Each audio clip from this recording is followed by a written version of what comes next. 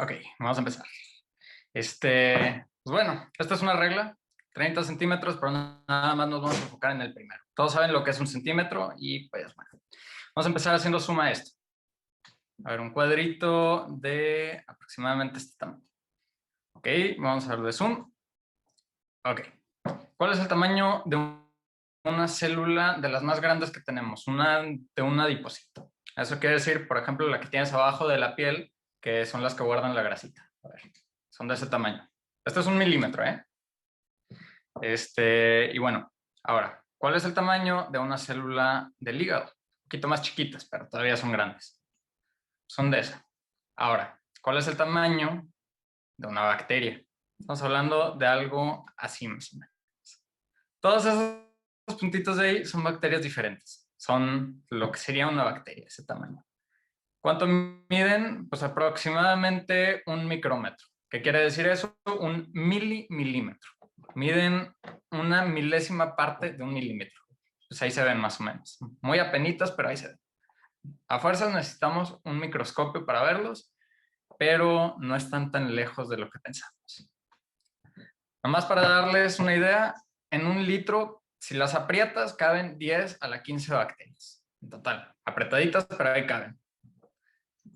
En el cilantro, un racimo de 100 gramos, pues tiene 10 a la 9 microbios.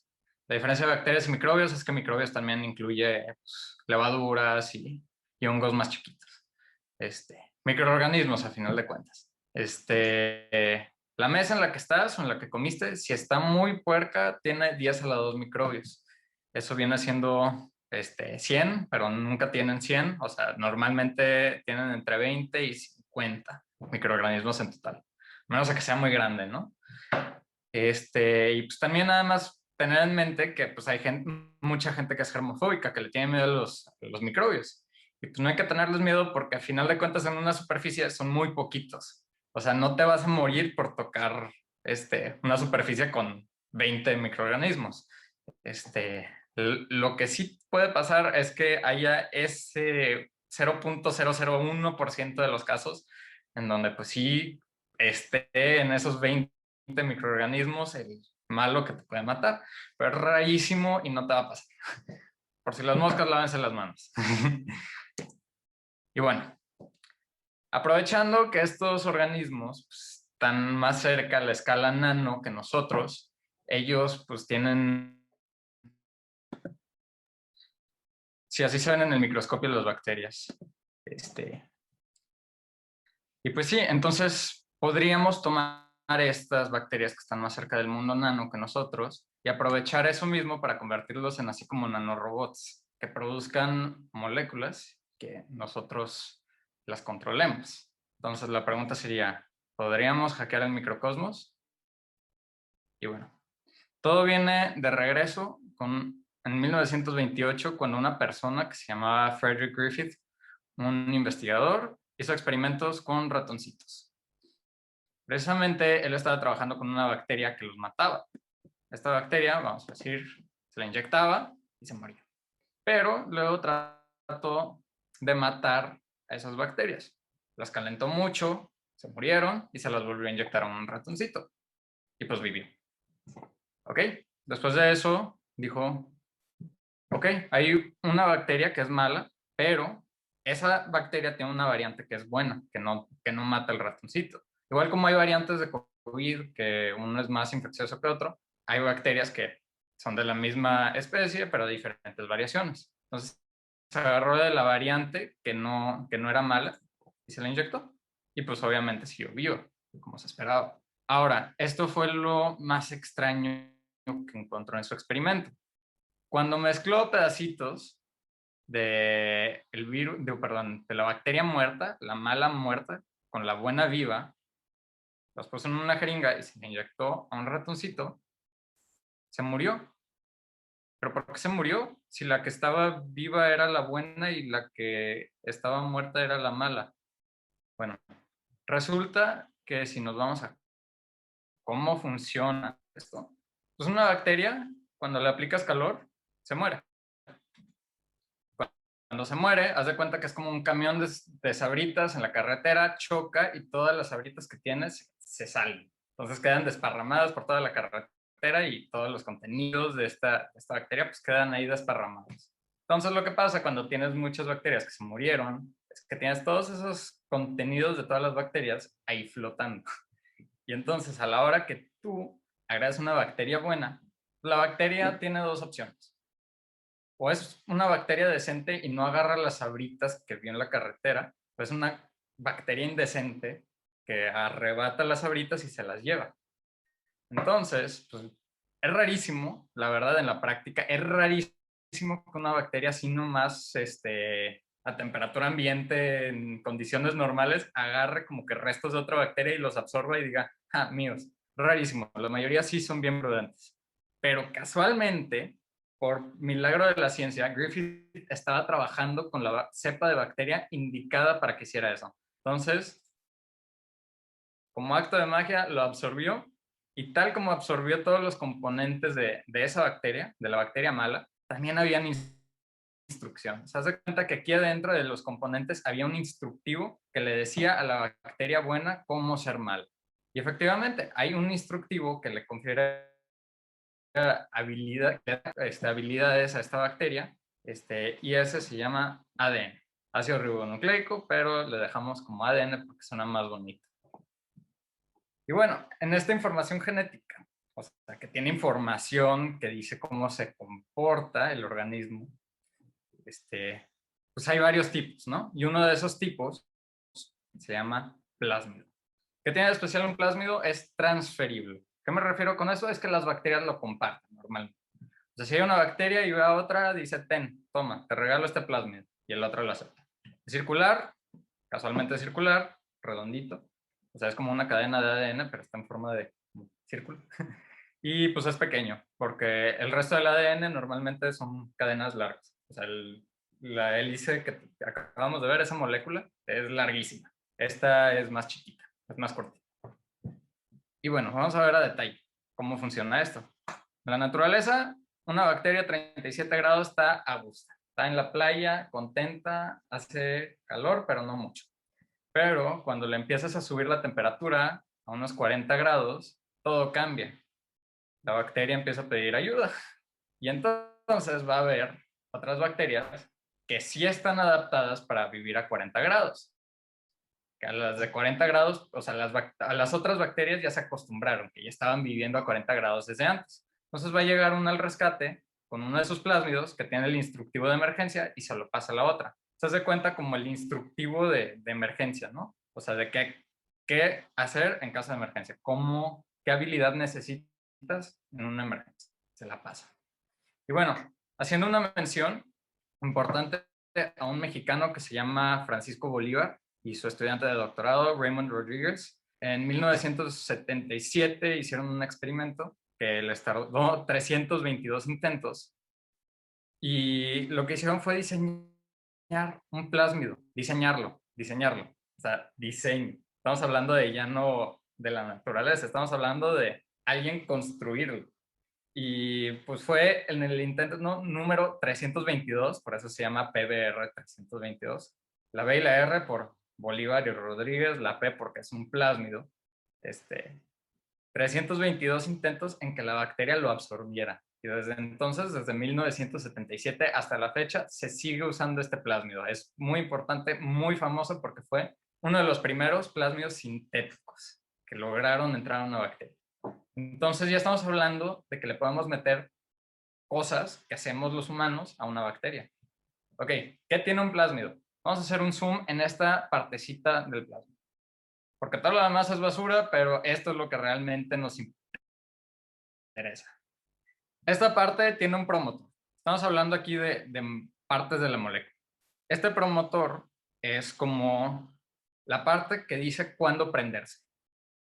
El control es un sitio de unión en el ribosoma, o sea, un lugar que le dice ¿qué tanto tienes que producir? Proteína. ¿Qué cosa es lo que vas a producir? ¿Cuál proteína es la que vas a producir? Porque puedes hacer la molécula que quieras, pero hay que especificar cuál es con esta región de aquí. Y por último, el terminador. El terminador es nada más para que nos siga. A los que les gusta la programación, viéndolo de otra manera, sería como el promotor sería el while y pues depende de cuál promotor usas, hay diferentes condiciones. Hay, por ejemplo, de si hace calor, si hace frío o si hay mucha comida. Entonces son diferentes condiciones que le puedes hacer cambiando el promotor, porque cada uno de estos pedacitos de aquí le puedes cambiar la identidad. El control, pues es nada más como ponerle una variable. X igual a un número. Si es un RBS fuertísimo, haz de cuenta que estamos hablando de 5000. Si estamos hablando de un RBS no tan fuerte, uno más débil, estamos hablando que X es igual a 1. Y bueno, ya la proteína es la parte importante, es como la carnita de todo esto. Estamos hablando de una función que es proteína.makeX, donde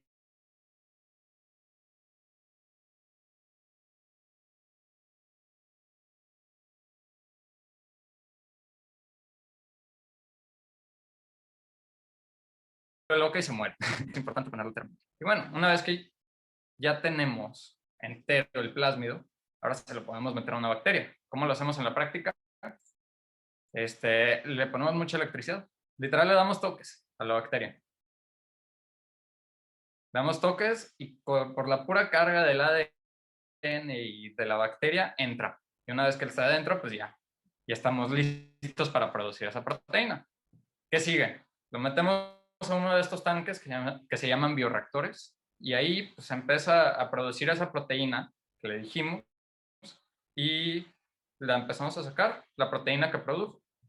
Y pues bueno, se preguntarán, ¿para qué tiene de especial hacer proteínas? Dice, pues bueno, para empezar la insulina es una proteína. Antes de que las produjeran en un bioreactor, mataban puerquitos y le sacaban del hígado la insulina.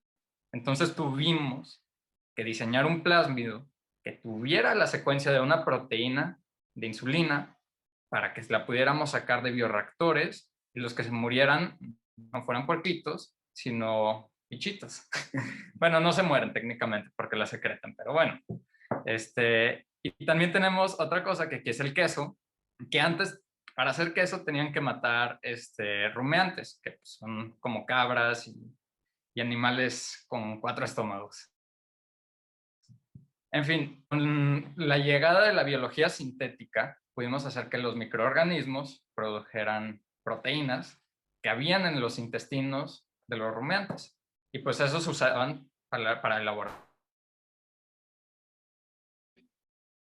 Pues digo, puedes usar ácido, pero es súper lento. Tú le puedes echar cuajo y ese cuajo lo sacas de adentro de la panza de un chivito, de una cabra.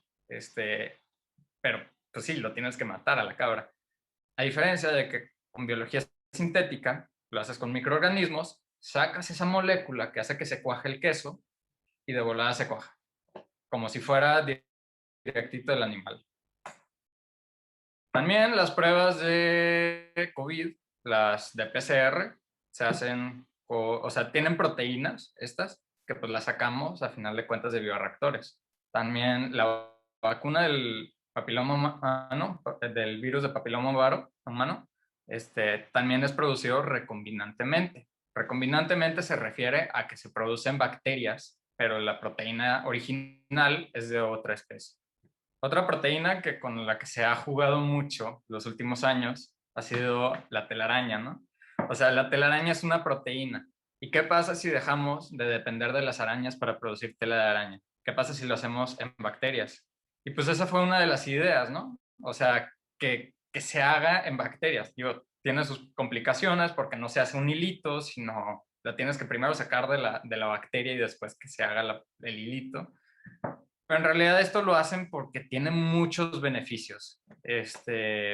Uno de ellos es que es muy fuerte, como 50 veces más fuerte que el hilo que se usa actualmente y creo que es hasta más fácil de teñir. Incluso trataron de hacerlo en vez de con células de bacterias bacterias, creo que lo trataron de hacer con una vaca y la ordeñaban y a la hora que la iban ordeñando salía la seda de telaraña. Estaba bastante interesante. Creo que lo pueden buscar hasta en YouTube si tienen la curiosidad. Y pues también, aparte de bacterias, la levadura es un hongo y sigue siendo un microorganismo y funciona parecido. Y pues lo que hicieron fue cerveza fluorescente. Le cambiaron a la levadura, o más bien le metieron a la levadura un plásmido que codificaba una proteína que florecía. Y lo pones en luz ultravioleta y se ve así. Y bueno, proteínas hay un millón. Y pues es solo el comienzo, ¿no? O sea, la biología sintética apenas estamos probando proteínas que existen en la naturaleza y las estamos metiendo a bacterias y que siempre las produzcan. No estamos aprovechando la capacidad de ese while que les dije hace rato, que es el promotor. Siempre le estamos diciendo a la bacteria, prodúcelo siempre sin importar la temperatura. Y pues sí, pudiéramos jugar también con eso para que se produzcan en ciertos tiempos, a ciertos momentos, para usar como biosensores o no sé, como controlar así más, tener más como sensores. Y por otro lado, las proteínas que usamos siempre han estado en la naturaleza, pero en cambio esta proteína de aquí hace electricidad, pero no la hemos aprovechado porque no la hemos adaptado esa proteína para generar electricidad en un sistema macro, ¿no? O sea, ya estamos hablando de generar electricidad a partir de moléculas para usarla en tu computadora, para usarla en tu foco. Para hacer eso, pues se tiene que hacer algo que está muy novedoso, que se llama ingeniería en proteínas, que básicamente lo que hace es toma las partes de esta molécula y las va explorando. No sabemos muy bien cómo se hace. Ahorita los métodos más efectivos son a prueba y error. Tratas de hacer la proteína y luego verificas y si no funcionó, la vuelves a diseñar. Y si sí, pues la produces más, a ver cuál sale mejor. Y pues sí, hay muchas áreas donde podemos explorar y quiero que se queden con lo último, que es la biología sintética está en pañales. Hay muchos lugares para explorar, pero la verdad es que estamos batallando mucho porque principalmente es muy caro hacer biología sintética. Sin embargo, pues las empresas que salen de biología sintética tienen muchos ingresos. O sea, les va bastante bien a largo plazo. A corto plazo, pues sí, no. O sea, la inversión es muy grande y te tardas años en recuperar. Y pues sí, es muy caro y aparte hay muchas cosas ahí que no podemos hacer por limitaciones técnicas que hay que ver. Pero en sí, esto es lo que quiero que se queden. La biología sintética está en pañales y es una ciencia que va empezando y el día de mañana cualquiera de ustedes pudiera seguirle, hacer el siguiente descubrimiento. Gracias.